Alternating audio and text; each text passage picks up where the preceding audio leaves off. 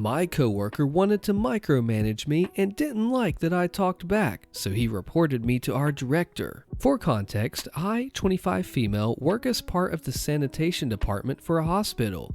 We have multiple different positions, most of which work on upkeeping the cleanliness of the general areas of the hospital.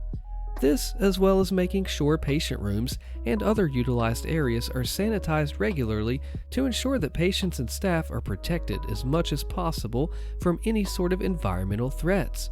We take out trash from nurses' stations, patient rooms, replace linen, clean the hallways and floors, as well as clean the bathrooms daily. So I started working about a year before the start of the pandemic, and as such, a lot of our processes have, as you can guess, changed and been more intense since.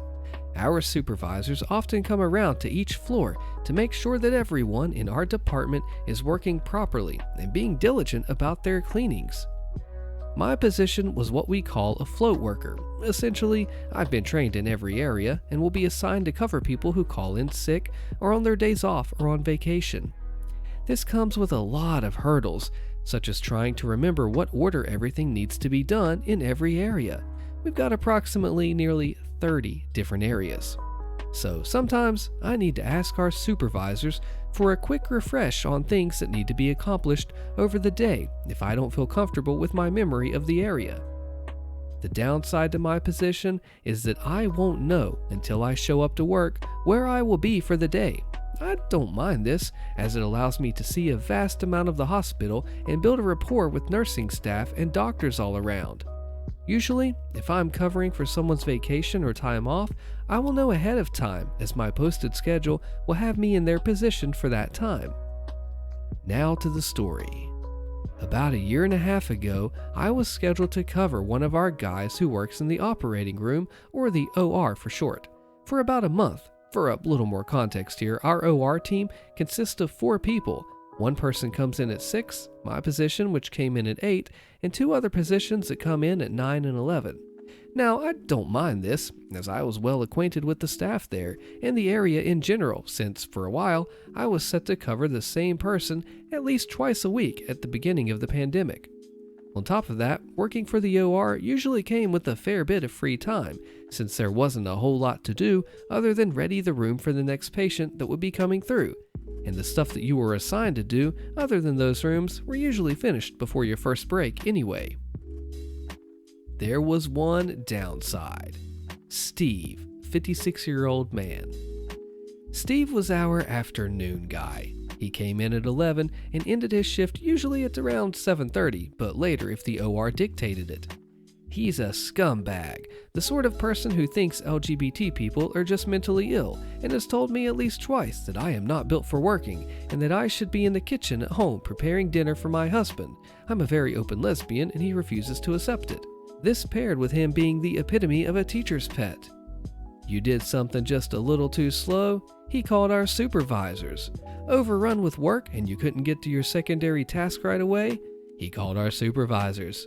Went to your break just a little bit late because a patient finished surgery 5 minutes before you were supposed to sit down and relax for a tiny bit? Well, you can guess what he would do. Steve was the reason not a lot of people like to learn how to work the positions in our OR. If the constant calling of supervisors wasn't enough, which, trust me, it is for most people, he would insist on commenting on how you did things, try to teach you better ways of cleaning if you weren't being absolutely efficient, and he would harass people constantly, especially the women, asking them if they had done this or that. And most of all, he loved to try and boss everyone from our department around. Our other OR guys have gotten used to this by now and just ignore him for the most part. But I, on the other hand, love to take the crap out of him, sometimes, well, just because it's fun. The first week of my month-long stint in the OR went without most of a problem from Steve, as I am normally very diligent about my work anyway, so I don't leave stuff too long to give him any reason to talk to me. The second week is where the malicious compliance truly takes place. It was one of the busiest weeks of the OR for the year, where we would normally average just under 35 cases a day in our 10-room OR. This week, we averaged 52 a day.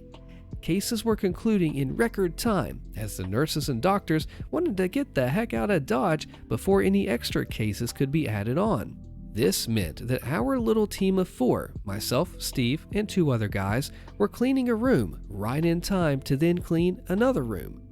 This was the most stressed that I'd seen any of these guys be, but Steve, worst of all.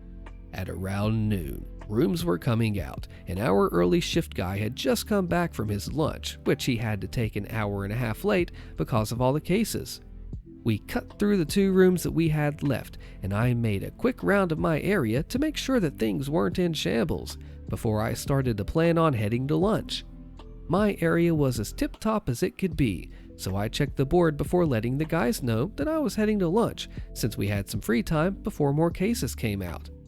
Everyone was okay with this, except for Steve, surprisingly. He stopped me, and this was the back and forth that ensued.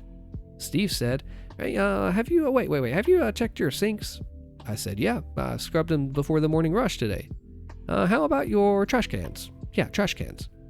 "My goodness, yes, I checked them. One of them is half full, but I don't see half an hour making it that full. Now, can I go? I don't want to leave." "Well, what about your hallways? Did you dust them?" "Yes, I did. Now, please, leave me alone. I need to get to lunch before. How about your high dusting? Did you get—" "Steve, I'm going to ask you once, and only once. Mind your dang business and worry about your own area." And with that, I walked away. Steve very much did not like that at all.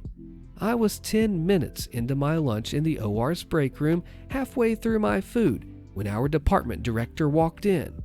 She walked over to me, tapped me on the shoulder — I had earbuds in watching an episode of anime that I'd missed over the weekend — and told me to meet her in our office after our lunch. I asked her what it was about, and she told me that we'd talk about it when I got down there. I was ticked off, to say the least.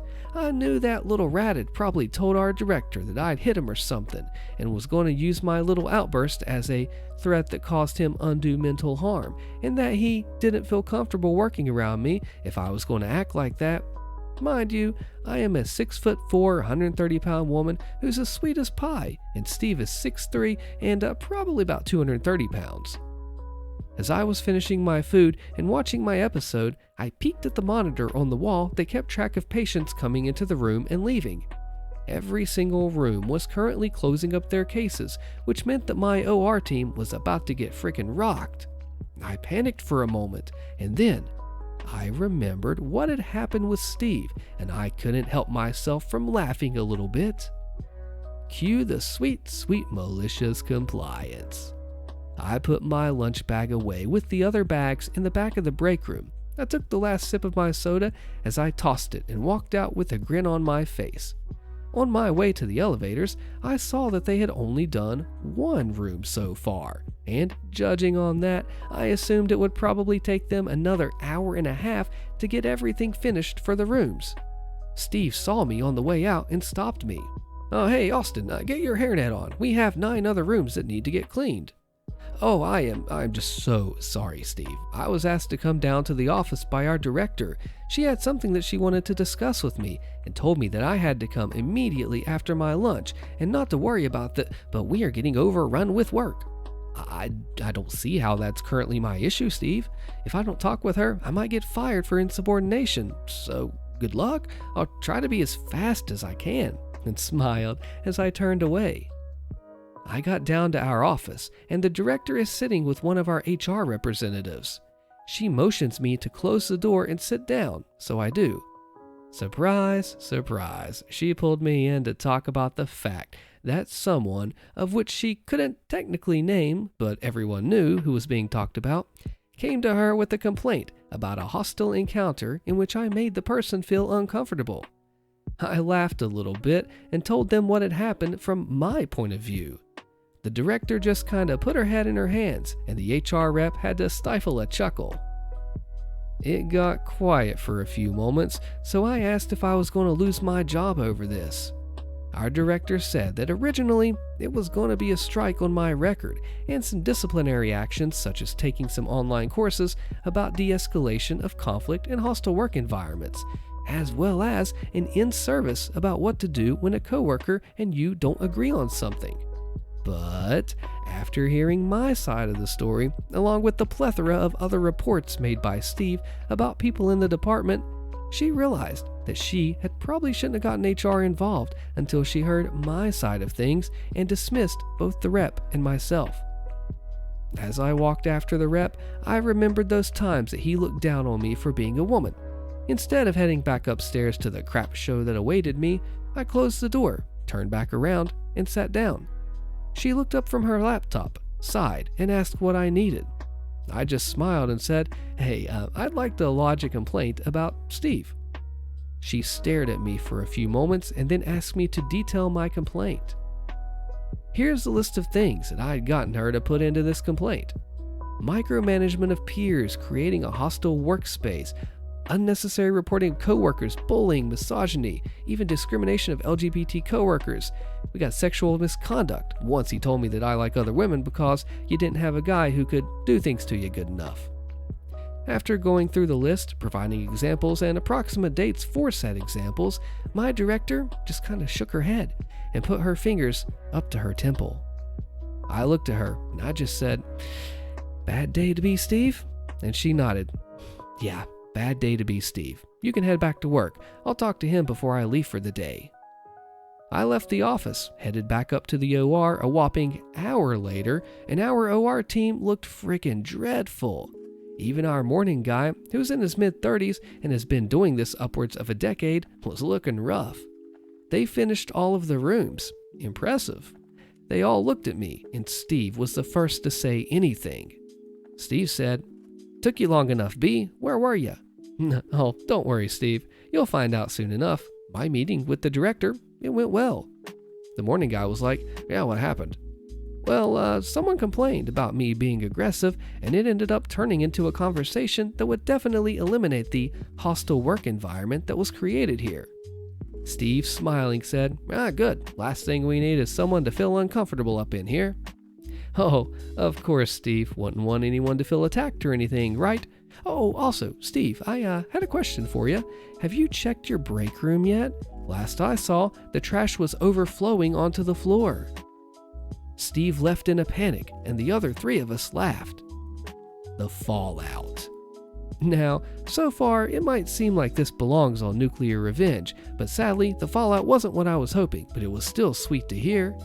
I was informed from our director about what had happened with Steve. Since I was the person who levied the complaint, I was entitled to hear about any actions taken to correct what I had complained about in an attempt to let me see that action was taken on my behalf. She said that he would have been outright fired if I wasn't the only one who levied these complaints. While they took it seriously regardless, without other women stepping forward to say anything, they couldn't fire him off of my complaints alone. That being said, Steve was still reprimanded hard and was slapped with 2 strikes, 3 strikes gets you fired, and a year worth of online learnings and in-service trainings for things such as discrimination, misogynistic reform, LGBT learnings, and so on. He was also told if it was reported that he said anything close to what he said to me again, he would be fired and blacklisted from hospitals in the state. In good news, since then, I've become a lead for our day shift. While I maintained my float status, covering people who were sick and whatnot, I did gain a few more dollars an hour, some leadership responsibilities, and, most important of all, a fancy title to tell Steve to screw off with. Have you ever met an untouchable coworker? Well, they think they're untouchable, but the fact of the matter is, they're not whenever someone has the guts to stand up to them and just do what they know to do. What would have you done? Corporate wants us to stop doing our job in order to save time, posted by Alinon. I used to work for this company a few years ago. I was part of a team of around 20 people, working on checking tickets to see if they were correctly formed and sent to the right department. If everything was correct, we'd close the ticket with yes and make an appointment with the right department to do a physical visit in order to fix the problem. If something was wrong, however, our role was to guide the person so that they wouldn't make the same mistakes again. We'd close the ticket with no, a short explanation on why it's no and how to fix it. After that, we'd have to send an email to the person themselves and CC every team manager of their location. We had 4 different locations with 3 to 7 team managers each. This email would have to consist of exactly where they went wrong for every single small mistake they made. It had to have a link where it was clear that it wasn't allowed or wrong, and what the right move in this case would be. It also had to be friendly rather than accusing. Making this email was one of the longer parts of our job, and for small mistakes, it would take 5 minutes, but for longer mistakes, it would take 15 minutes. If the person didn't include any information about themselves, we'd have to search it ourselves, adding another 5 minutes. After doing all of that, we had to report it in an Excel sheet so they could keep track of how many yes and how many no and for what reason. Corporate really pushed the "you are a guide, a trainer, a friendly person to show them how to do it" thing. They didn't want us to be a cop or the bad guy so that everyone hated us for saying no. I gave trainings on how to correctly fill in ticket forms and what to check before thinking about a ticket. Corporate also wanted us to do the job faster. They made basic templates for our mails that included the most common mistakes, so the only thing that we needed to do was to fill in the personal information and to slightly adjust it for the mistake. That wasn't fast enough for corporate though, so they made us add a disclaimer to our mails to not contact us but to contact their team manager if they didn't agree. No more DMs asking for help because that means we weren't doing our job. It still wasn't fast enough. Corporate didn't like that our ticket queue had tickets that were older than 3 days, and if it reached an age older than 3 days, we had to directly send it to the next department rather than checking it. We'd close it with maybe to say that we didn't check it. It rarely happened that tickets were older than 3 days, because usually we picked them up the same day or the day after. Only after the weekend it would be longer, because well, we didn't work on the weekend, so we had a backlog on Monday. It made us the fastest queue to put a ticket in, the other queues taking a week or 2 weeks before it's picked up. Corporate kept removing tasks till we had nothing remaining, all in the name of speed. We had to allow everything, but weren't allowed to tell everyone, so they would put effort in their tickets. We told corporate it was bad for 3 reasons. First of all, people weren't stupid. People would know and test their limits to see what they could get away with. Second, it would cause an overflow of appointments to our people going to visit houses to fix issue. Think like 1,500 appointments a day for 30 to 50 people. Third, it wouldn't speed anything up. Instead, we expect to become busier than ever because people would call and say it takes too long or their issue wasn't fixed. The people that went to the houses would have to call to say that it's for another department or say it wasn't what was said. 2, they need to reschedule to prepare. This would be an issue for every department because trashy tickets would be sent everywhere in the hope that someone would pick it up faster. Corporate said they've thought about it for a long time and it would be fine. They also did this for the department that handles requests for money. So we allowed, well, everything. Requests that weren't for someone to visit, have a person visit you anyway. You already have an appointment, have another one. They can have a tea party together. Anything goes, and the money department allowed thousands of euros to be given away. People would send requests for multiple smaller amounts to not stand out. Of course, this meant that exactly what we thought would happen, happened. People tested their limits, and we ended up with tickets that had 0 information. I have an issue, please send someone. The tickets were trash, and they were trash for every department. People started sending in more and more tickets, the same issue to every department, so every department had a huge backlog of trashy tickets. And the appointments? You were lucky if you'd get anyone in a month. This was at the start of COVID, so people called in sick. This didn't help the fact that everyone worked from home and we had more issues in general with that. The call queues went to 20 to 50 people to 500 people waiting. Everyone was overworked. Besides us, of course, our queue was empty. We had to fight for tickets to get our tickets per hour. We had fun chatting and listening to music. Corporate didn't allow anyone to contact us, so we had no consequences of what we did. Corporate came with some excuse that we had good months and lots of new people joined us, so the backlog was to set up everything for us. Not for existing issues, of course. Why would that be a problem? It all went so terrible, and corporate stuck their head in the sand during it. They didn't listen to complaints or our advice to fix it. By the time they finally undid the change, it was too late. The damage was done. They changed it because it helped. Our queue was empty, so they got what they wanted. Not because everything went terrible, of course. Now, because all the tickets were trash, we rejected everything. It took a lot longer because we had to write emails explaining all the issues they had, linking to everything that said how to fix it. And we had to figure out who we were dealing with because no one left their information on it anymore. So it took around an hour total for a single ticket. You can guess that meant we also got a backlog. We received more tickets in general because people were like, I'll just ask for someone to visit. That saves me having to do anything. So suddenly, it took multiple days for us to fix things, and that meant we got overworked as well. People slowly realized they had to put in effort for tickets again, but they forgot how to. We told them to go to their team managers for a refresher, of course. This would take them away from their job in order to train them again. People started quitting because of stress. I shortly left as well. I recently heard that it didn't get any better. The backlog is still there, and everything but the backlog is on pause.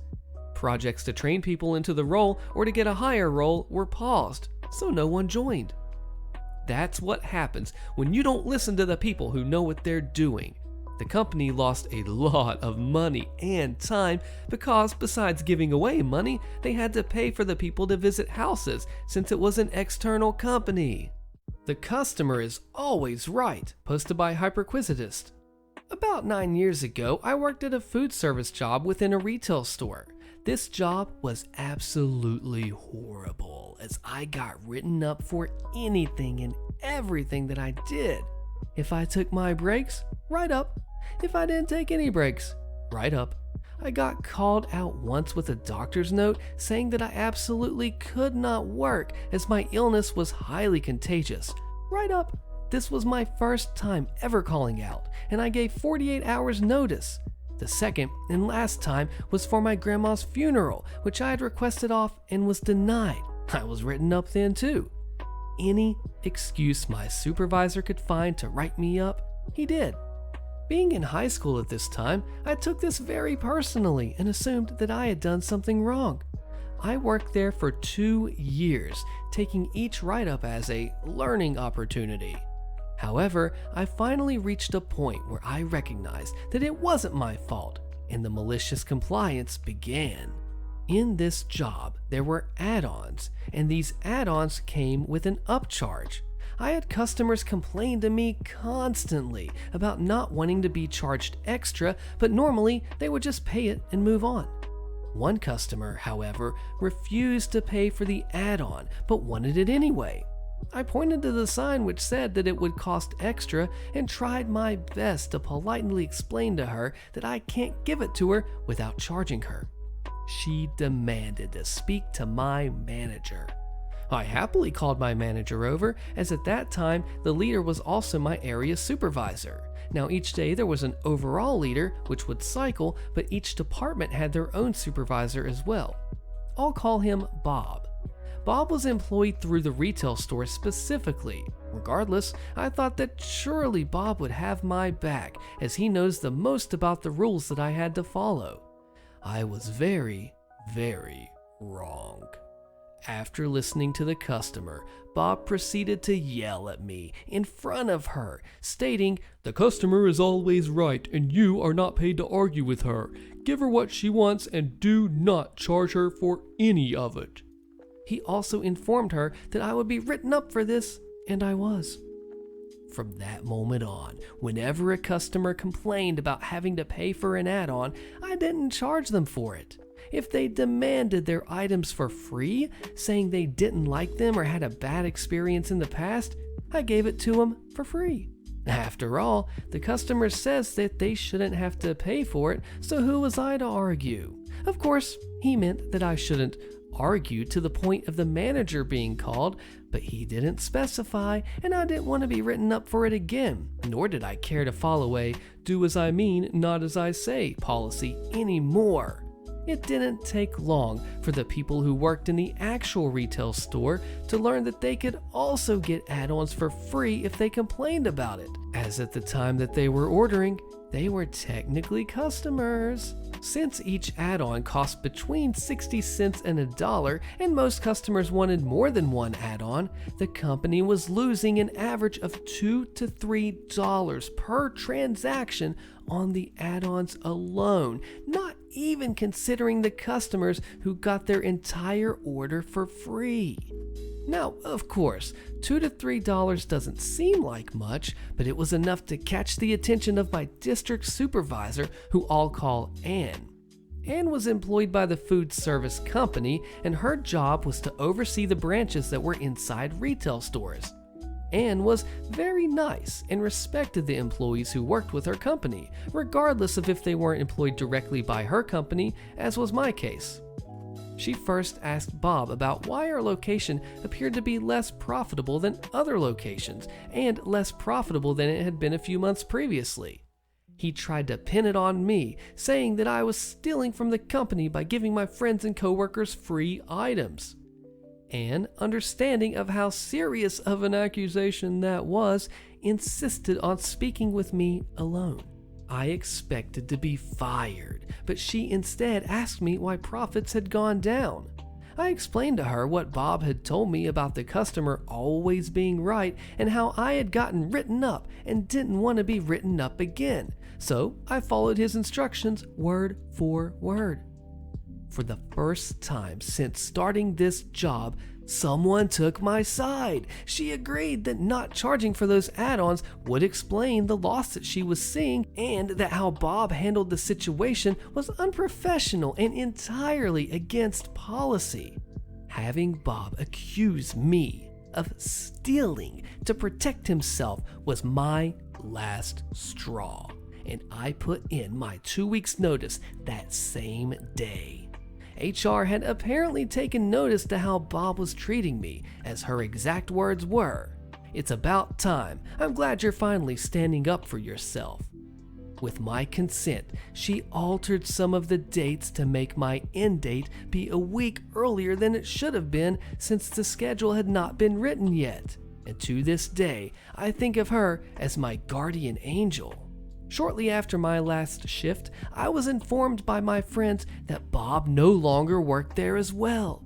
Ann was so upset with him that she called his supervisor and launched an investigation into his behavior. As it turns out, I was not the only one that he would write up without a legitimate reason.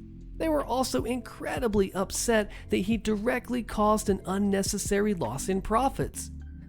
He couldn't blame me for it, as it was his words, and many people corroborated that he had said the same to them at one point or another. I was just the first to maliciously comply with his request, thus bringing his behavior to the attention of someone in a higher position than him. He was fired, effective immediately. Boss fires me, but he doesn't know that I own the patents. Click the video on your screen so you hear of the justice that happens, and I'll see you there.